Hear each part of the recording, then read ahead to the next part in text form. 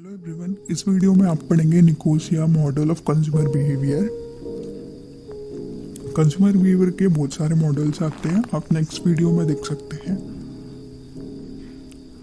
समझते हैं basic.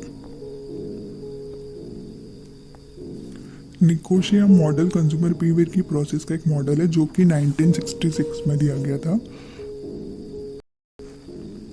Francesco Nicosia ने ये मॉडल प्रेजेंट किया था 1970 में और फ्लो चार्ट के फॉर्मेट में इस मॉडल को दिया था। इसमें जो भी सारे वेरिएबल्स होते हैं वो इंटरएक्टिव होते हैं, पर कोई भी डिपेंडेंट और इंडिपेंडेंट वेरिएबल नहीं होता है। ये कंपोनेंट्स के सर्कुलर फ्लो को बताता है। अब देखते हैं 4 मेजर कंपोनेंट्स है इस मॉडल के। Firm attribute, communication and consumer psychological attribute. Firm के क्या क्वालिटीज़ है, कंज्यूमर की साइकोलॉजी की क्या क्वालिटीज़ है। फर्स्ट वो होता है, ये फर्स्ट एलिमेंट होता है। सेकेंड है consumer search for evolution of alternatives, कि कंज्यूमर किन किन अल्टरनेटिव्स को इवेलुएट करता है। नेक्स्ट है consumer motivated act of purchase, कि कंज्यूमर को मोटिवेट करना कि वो परचेज करे। नेक्स्ट है कंज्यूमर स्टोरेज और यूज ऑफ द प्रोडक्ट, कि कंज्यूमर उसको स्टोर करता है या फिर उसको यूज करता है। नेक्स्ट,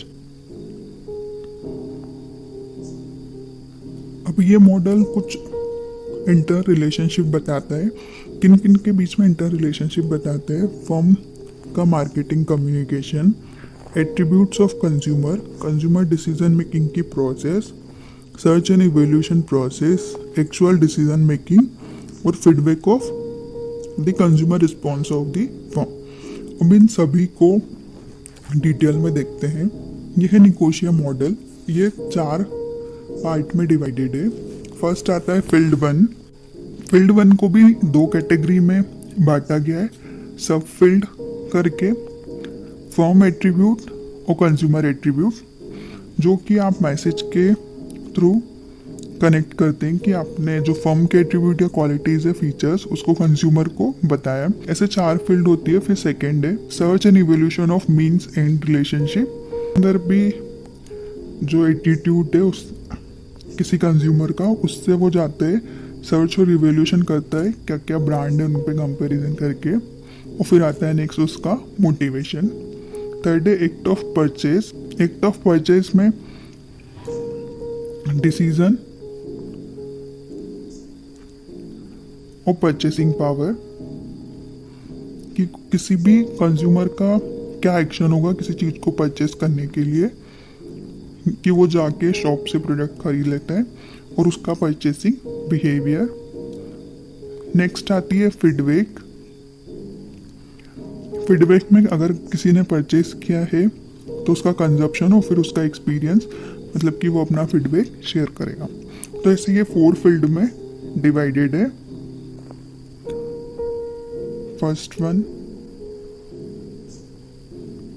सेकेंड, थर्ड और फोर्थ। जो आप रेड कलर में देख रहे हैं ये हो गई हमारी first field, second yellow colour में, थर्ड ब्लू में और फोर्थ पिंक में। नेक्स्ट अब इसको हम डिटेल में समझते हैं। The Nicosia model of consumer behaviour is divided into 4 major fields, जो कि हमने 4 फील्ड्स देखी थी। तो field 1, the firm attribute and the consumer attribute. First field को 2 कैटेगरी में डिवाइड किया। फर्स्ट जो होती है वो प्रोडक्ट एट्रीब्यूट, मीन्स कि जो मार्केट के इन्वायरमेंट में फैक्टर्स है, कम्युनिकेशन फैक्टर्स है, कंज्यूमर का एटीट्यूड, कंपटीशन का environment, characteristics of target market, उसके अकॉर्डिंग हम प्रोडक्ट डिज़ाइन करें। सेकेंड है कंज्यूमर का एट्रीब्यूट, कि कंज्यूमर की क्या कैरेक्टरिस्टिक्स है, उसका एक्सपीरियंस, पर्सनालिटी, प्रमोशन के क्या क्या आइडिया है, हर प्रोडक्ट के स्टेज, कंज्यूमर का क्या एटीट्यूड प्रोडक्ट के लिए होता है, कंज्यूमर किसी प्रोडक्ट का कैसे इंटरप्रिटेशन करता है। फर्स्ट में प्रोडक्ट का एट्रीब्यूट और कंज्यूमर का एट्रीब्यूट देख लिया है। Next, the consumer will start search of the firm brand and evaluate the brand in comparison with alternative brands.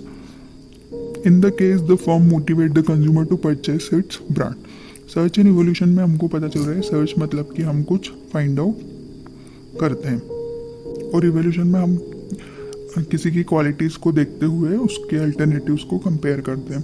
तो यहाँ पे आपने बहुत सारी ब्रांड्स के अल्टरनेटिव्स को देखेंगे ABCD, और फिर इनको आपने पहले सर्च किया, फिर इनका इवोल्यूशन करेंगे, इसके एडवांटेजेस और डिसएडवांटेज को देखते हुए। कभी कभी आपको फर्म मोटिवेट कर सकती है कि आप किस ब्रांड को परचेज करें, ये होती है सेकेंड फील्ड।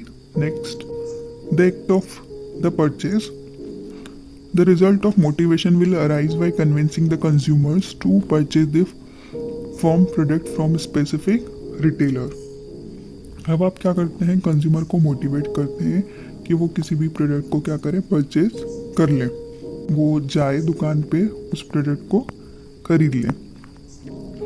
फिर आता है अगर आपने प्रोडक्ट खरीद लिया है तो नेक्स्ट स्टेप, जब आपने प्रोडक्ट को खरीदा है तो आपने उसको यूज़ किया होगा, तो ये मॉडल बताता है कि आपको क्या करना है, फीडबैक देना है। फर्म का भी फीडबैक ले सकते हो, कंज्यूमर का भी फीडबैक होता है। फर्म अपना फीडबैक सेल्स डेटा के थ्रू कि उनका जो प्रोडक्ट बना था उसमें से 50% प्रोडक्ट सेल हुआ है, उसके थ्रू वो बताती है, सेल्स के डेटा के अकॉर्डिंग वो बताती है। वहीं कंज्यूमर अपने एक्सपीरियंस की प्रोडक्ट ने उसको कैसे अफेक्ट किया, प्रोडक्ट से अगर वो डिलाइट है, सेटिस्फाइड होगा तो वो पॉजिटिव फीडबैक देगा, और डिससेटिस्फाइड होगा तो वो नेगेटिव फीडबैक देगा, आपको भी मना करेगा कि आप उस प्रोडक्ट को ना लें। ये होती है 4 फील्ड्स। Next, conclusion. जो निकोशिया मॉडल होते हैं उसमें डिटेल एक्सप्लेनेशन नहीं होता इंटरनल वेरिएबल्स का, पर ये कंज्यूमर की पर्सनालिटी को अफेक्ट करता है कि वो अपने किसी प्रोडक्ट के लिए कैसे एटीट्यूड को डेवलप करे। फॉर एग्जांपल कि कंज्यूमर ने क्या करा, फर्म का मैसेज देखा, उसको इंटरेस्टिंग लगा, पर अगर उसमें कुछ भी ऐसा रहा कि जो कि प्रोहिबिटेड है, तो वो हो सकता है कि उस प्रोडक्ट को ना ले। तो जो आपका मैसेज है वो बहुत ज़्यादा अफेक्ट करता है किसी के डिसीज़न को, किसी भी कंज्यूमर की डिसीजन मेकिंग की प्रोसेस में। अगर आपको ये वीडियो पसंद आए तो प्लीज़ लाइक कीजिए और चैनल को सब्सक्राइब कीजिए, और अगर इसी सब्जेक्ट से रिलेटेड आपको किसी टॉपिक पे वीडियो चाहिए तो आप कमेंट कर सकते हैं।